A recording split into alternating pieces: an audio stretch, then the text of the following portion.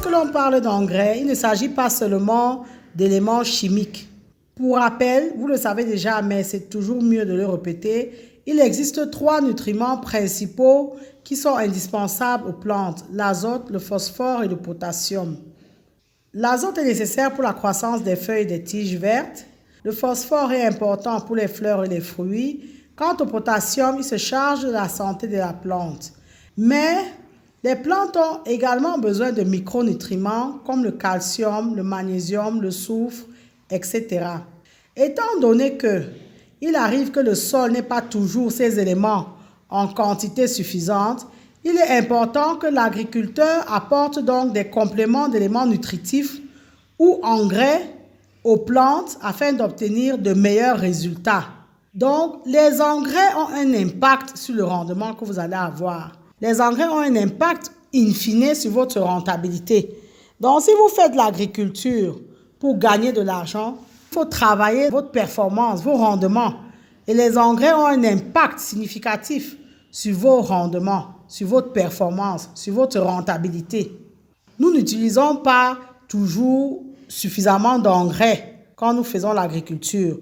Certains sous des prétextes que ce sont des produits chimiques. Pas forcément. Il existe des engrais naturels. Les engrais sont en général apportés en les incorporant au sol ou alors à travers l'eau d'irrigation. Donc, comme on venait un peu de le dire, il existe 2 types d'engrais. Les engrais organiques qui proviennent la plupart du temps des déchets végétaux, par exemple les résidus verts, on va en parler, ou animaliers, et les engrais minéraux qui sont issus de l'industrie chimique et de l'exploitation de gisements comme le phosphate ou la potasse. Nous allons dans cette vidéo vous parler de 5 types d'engrais que nous vous recommandons.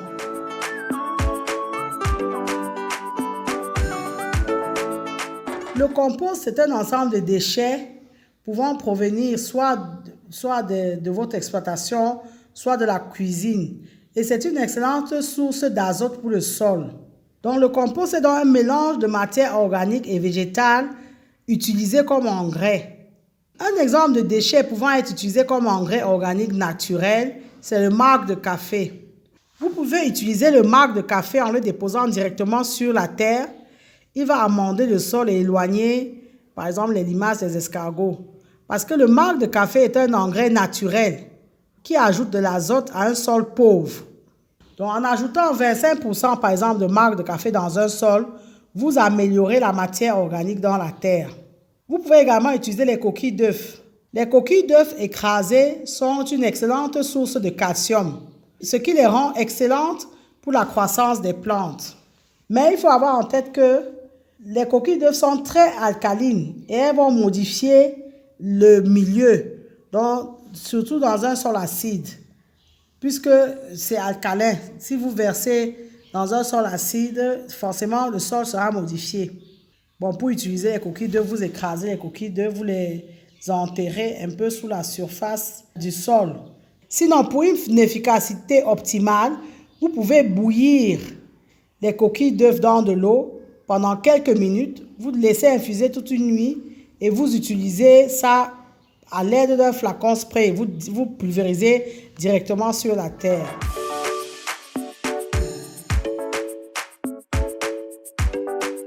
Le fumier est un mélange plus ou moins fermenté de litière et de déjections animales utilisé comme engrais organique ou comme amendement. Avant d'épandre le fumier, il faut le laisser vieillir. Il doit être soigneusement incorporé au sol. Donc, vous pouvez épandre le fumier séché directement sur votre exploitation agricole. Que ce soit le fumier des vaches, des bœufs, des porcs, etc., vous pouvez utiliser comme engrais pour vos exploitations agricoles.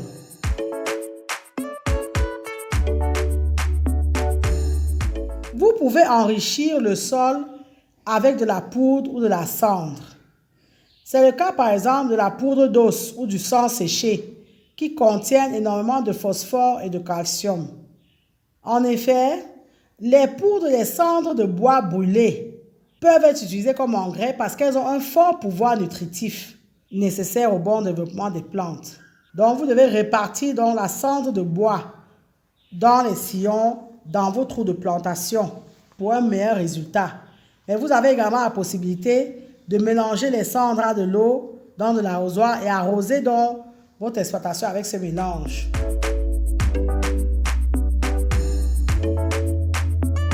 Certaines plantes sont cultivées puis coupées avant de les laisser sur place ou de les enfouir.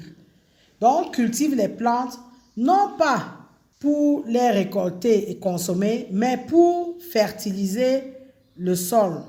On appelle cette technique culturelle les engrais verts.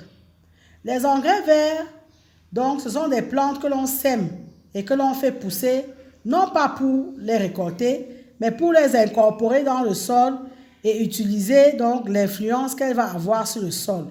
Donc, ce sont les plantes qui ont la propriété de fertiliser les sols en substitution aux engrais chimiques. Il faut l'avouer, c'est l'agriculture biologique qui a remis cette technique d'actualité parce que les agriculteurs biologiques souhaitent maintenir un niveau de production satisfaisant tout en respectant les sols et l'environnement. Donc, la technique des engrais verts est en réalité simple. Et rappelez-vous que, in fine, l'idée de l'utilisation de tous ces engrais en général, c'est d'assurer une production de qualité tout en respectant la nature et les sols. On l'a vu lors de notre dernière vidéo sur le type d'agriculture, l'agriculture intensive. Un des reproches qui est fait à l'agriculture intensive, c'est l'utilisation très importante d'engrais chimiques. Donc, il faut connaître cette technique-là. La technique des engrais verts est une technique qui va vous assurer un rendement optimal sans utilisation de produits chimiques. Donc, les engrais verts sont une alternative technique plus que crédible à l'utilisation d'engrais chimiques. Parmi les engrais verts, vous avez différentes grandes familles. La grande famille des légumineuses, la famille des poacées, vous avez la famille des brassicacées et les autres. Il faut savoir que la grande famille des légumineuses, c'est certainement la famille la plus connue pour leur utilisation comme engrais vert, parce que c'est celle qui stocke le plus d'azote. Quant à la famille des poacées, elle va permettre de structurer le sol tout en le couvrant pour étouffer éventuellement les adventices. Dans cette famille, vous avez par exemple l'avoine qui est très utilisée, le seigle, le sorgho. La famille des brassicacées, elle, permet autant de limiter la présence de certains indésirables comme les nématodes ou les limaces, c'est le cas de la moutarde blanche par exemple, mais elle permet également d'étouffer les adventices ou alors couvrir efficacement les sols. Bon, vous avez les autres familles, donc vous avez les autres plantes. Parmi les autres plantes qui sortent du lot, on a par exemple le chanvre, la bourrache, le sarrasin, qui sont utilisés comme engrais verts.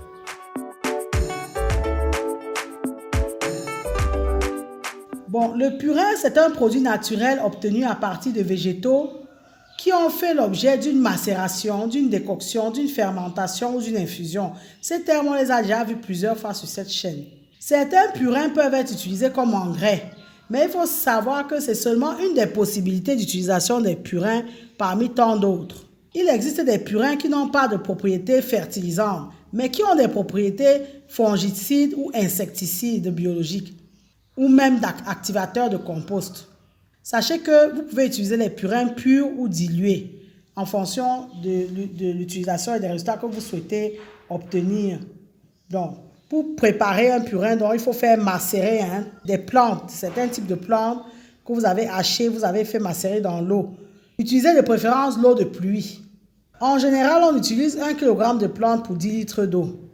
Et vous pouvez faire macérer le mélange, soit au soleil en tournant de temps en temps.